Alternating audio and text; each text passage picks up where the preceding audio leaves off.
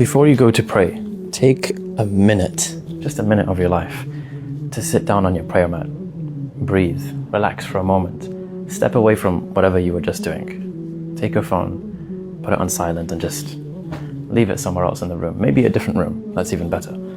And just spend a minute, maybe close your eyes and just remind yourself that you're not just doing aerobics or something. You're about to have a meeting with the creator of all creations. You know, all the anxieties and the worries about life, marriage and stress and money and finances and your job and all of those things. We often rush through the prayer to go back to working on those things.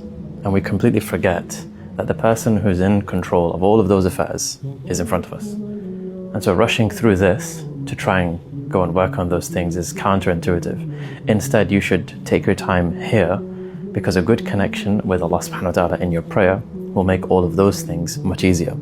You might think that spending an extra 5 minutes praying removes 5 minutes that you could have been doing work, or 5 minutes you could have spent on the business. But spending an extra 5 minutes here makes the time you spend on those things more fruitful.